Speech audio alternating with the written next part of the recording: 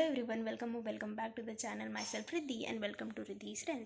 In today's video, we are going to talk about My Mother at 66, which is written by Kamala Das. And if you have been following me, you must be knowing we were completing Poets and Pancakes, and I have completed two parts of that chapter. But I thought that it will be very monotonous to complete that chapter on the everyday basis, and it will be monotonous for you also to watch that chapter as it is boring.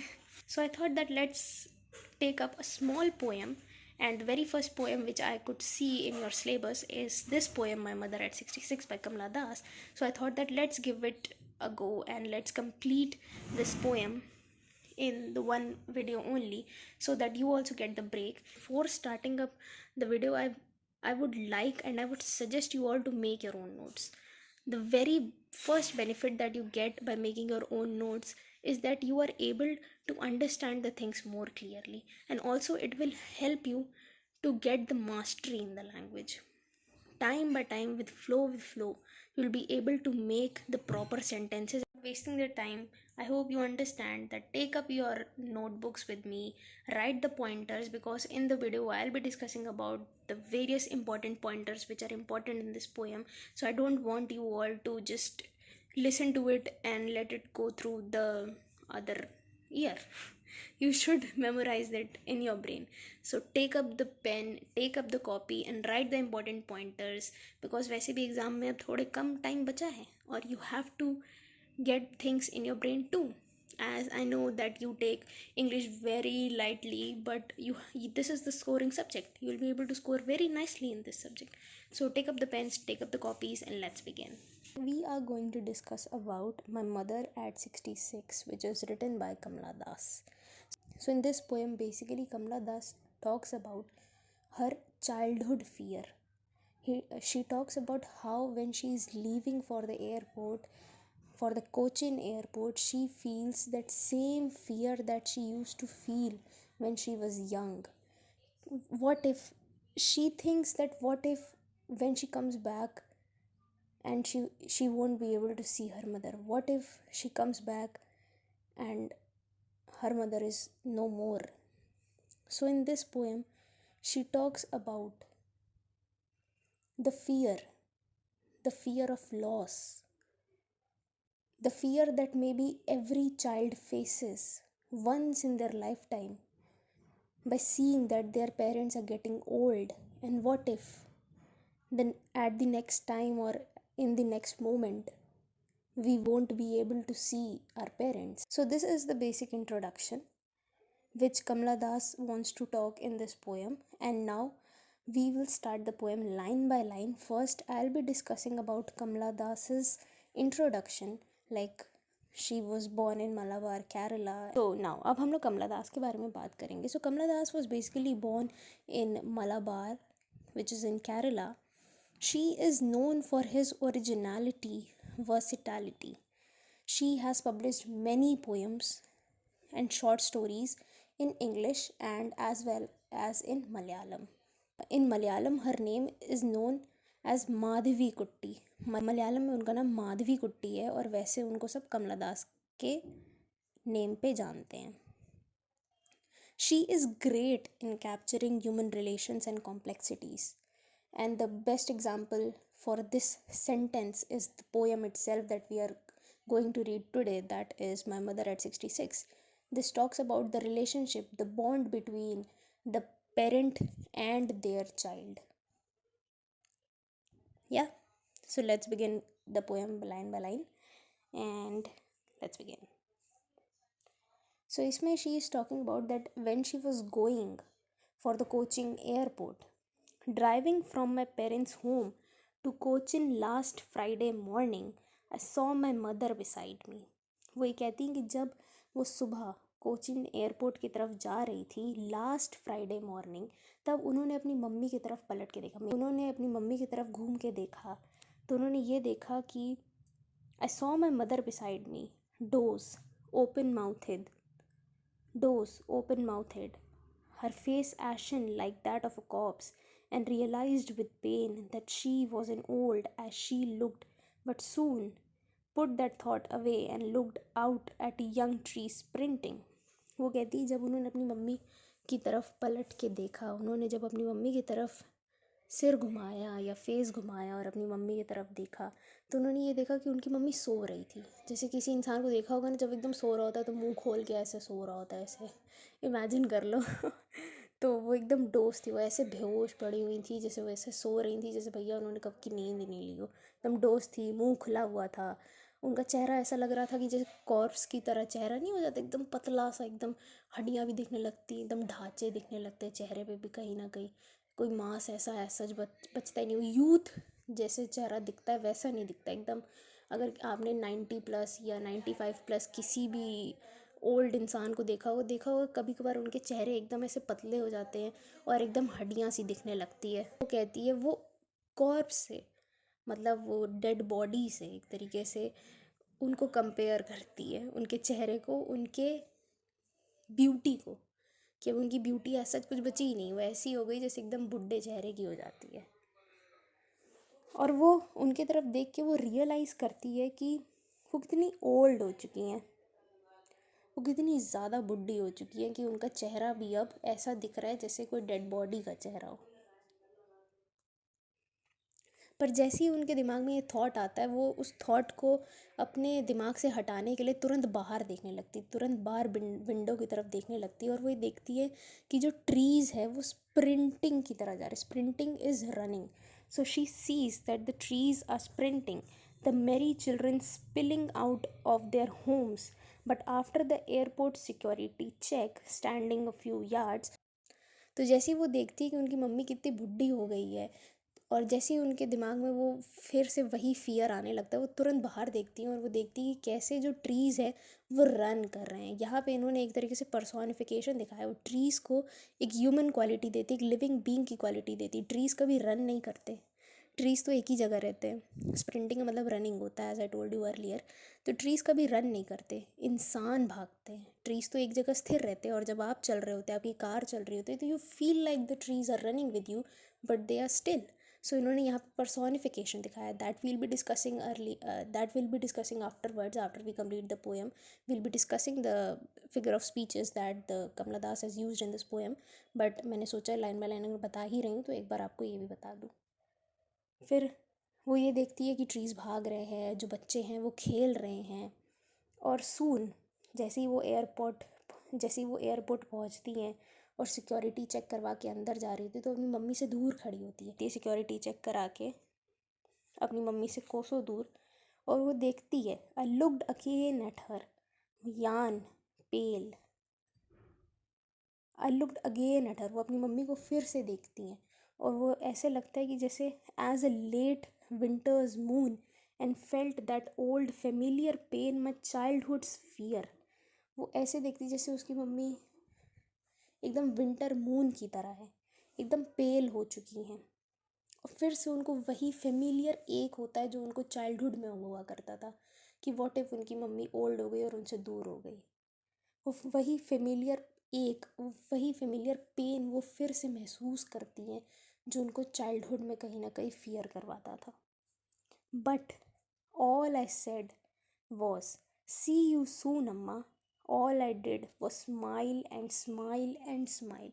But उन्होंने ये fear और ये pen को कहीं ना कहीं suppress किया, over power नहीं होने दिया, और अपनी मम्मी को नहीं बताया कि वो डर रही थी। उनको घबराहट थी कि वो अगली बार जब आएंगी तो क्या वो अपनी मम्मी को देख पाएंगी। पर उन्होंने फिर भी उस चीज़ को हटाया और अपनी मम्मी को ये बोला कि मैं आपसे फिर मिलूँगी, सी यू सून अम्मा, बहुत जल्द मैं आपसे मिलती हूँ। और जो उन्होंने किया वो सिर्फ स्माइल स्माइल और स्माइल था। उन्होंने अपने चेहरे से ये लगने ही नहीं दिया कि उनको डर था। उन्होंने उस चाइल्डहुड फियर को भगाया और अपनी मम्मी को बिल्कुल पता नहीं होने दिया कि वो डर रही थी कि अगली बार वो अपनी मम्मा को देख भी पाएंगी कि नहीं। तो इसी के साथ ये पोएम यहीं पे ख़त्म होती है। और आई वुड सजेस्ट यू कि कुछ मेन पॉइंटर्स है वो आप लोग ज़रूर लिखो। जैसे सबसे पहले तो मेन यही लिखो कि जो प्लॉट है जहाँ पे वो जा रही होती है एयरपोर्ट, तो सबसे पहला पॉइंटर, अगर you are having a notebook with you and grab a pen and that write the main pointers which you feel is very important for you to remember for your exams. So very first point you have to write is the plot. The plot, that where Kamala Das is going for the Cochin airport. So when she was with the mother going to the Cochin airport last Friday, that is the plot. That is the first thing that you have to remember in this poem. The second, you have to write that when her mother was sleeping, she saw her mother and she felt like her mother's face is like a corpse, whole wrinkled and like a dead body. And वो उस thought को हटाने के लिए कैसे बाहर देखती हैं, कैसे वो बाहर देखती है और देखती है कि the trees are sprinting and the children are playing. ये पॉइंटर्स है जो you have to remember, which will help you to write the answer very nicely and in detail. Second, क्या देखती हैं वो? The trees are running, the trees are sprinting. और दूसरा ये देखती है कि द चिल्ड्रन आर प्लेइंग. दूसरा आप ये लिखो कि when in airport she looks from far behind, she sees that her mother is looking all pale, yellow yellow से एकदम येल्लोइश नहीं हो जाता, वैसे मम्मी एकदम हल्की हल्की, उनकी मम्मी एकदम हल्की हल्की पेल दिखने लगी थी. और उनको देखने के बाद उनको वही सेम फेमिलियर एक हुआ, अपने चाइल्डहुड का वो फियर वापस आया उनका.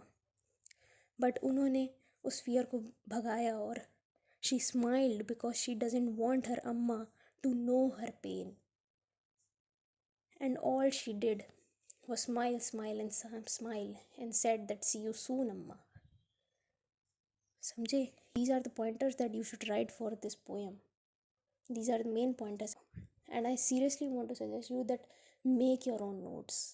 When you write, the things become much more clear in your head.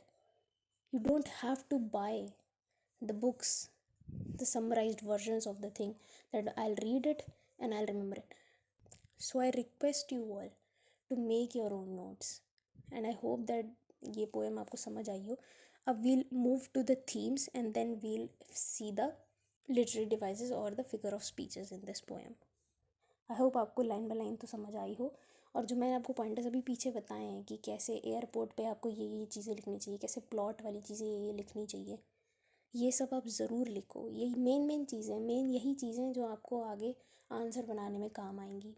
Or without wasting a time, let's begin and look at the themes. So this, My Mother at 66 by Kamala Das. These are the themes.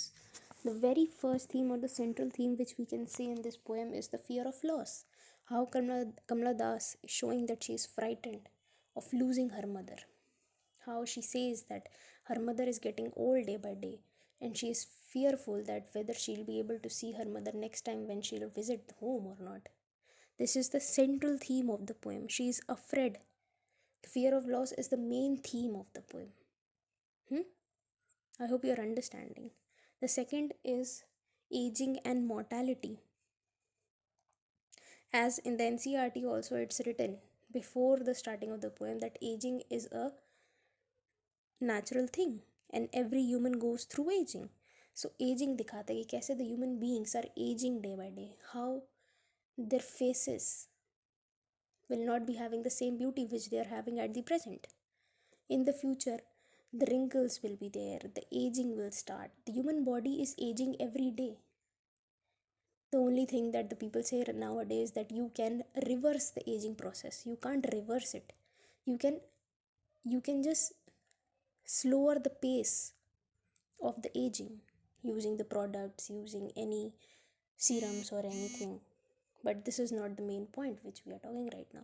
We are just saying that aging is a normal thing and every human being goes through aging. And mortality is something, it shows the temporal nature of the universe, of human beings, or even any animal or the organism we talk about. Mortality is the temporal nature. Immortality is something like I'll give you the example, like किसी author ने अगर कोई work लिखा तो उसका जो work है उस ऑथर के मरने के बाद भी उसका जो वर्क है वो इस दुनिया में रहेगा, वो इमॉर्टल है, वो लिख के उस वर्क को चला गया. जैसे Macbeth which is written by William Shakespeare. William Shakespeare, as you all know, is no more with us, but his works which he has written is immortal. When we read Macbeth, when we read King Lear, when we read Hamlet, by reading that text and by reading those works, we come to know, we remember, yeah, it is written by William Shakespeare, the greatest of all times. So the work is immortal things, the art is immortal, but the human beings are mortal. वो मर जाएंगे एक time के बाद. Human beings की as उतनी थोड़ी है, उनको तो कभी ना कभी इस दुनिया से जाना ही जाना है. तो ये भी थीम कहीं ना कहीं ये पोएम बताती है. ठीक है. अब तीसरा we can say that emotional bond, जैसे I have told you earlier that it shows the emotional bond between the child and his or her mother. It shows that how much Kamala Das loves her mother, scared she is that one day she'll lose her mother. ठीक है. Fourth ये दिखाता है separation anxiety, कैसे इन the car also she was feeling that anxiety of leaving her mother behind, of having that thoughts that maybe she'll not be able to see her mother again, but she removes that thought and sees outside. तो ये anxiety को कम करने की चीज़ दिखाता है कि कैसे उनको एनजाइटी हो रही थी कि अगली बार वो अपनी मम्मी से मिलेंगी भी कि नहीं मिलेंगी, पर उन्होंने उस एनजाइटी को थोड़ा कम किया और बाहर देखने लगी. तो कार वाला जो सीन है वो कहीं ना कहीं उनका एनजाइटी दिखाता है कि कैसे वो उन्हें घबराहट हो रही थी. पर जब वो एयरपोर्ट पे खड़ी थी और अपनी मम्मी को उन्होंने बोला कि सी यू सून अम्मा, and all I did was smile smile and smile, तो वो दिखाते कि कैसे वो एक्सेप्ट करती है और कैसे वो कोप अप करती है इस एनजाइटी से, इस डर से.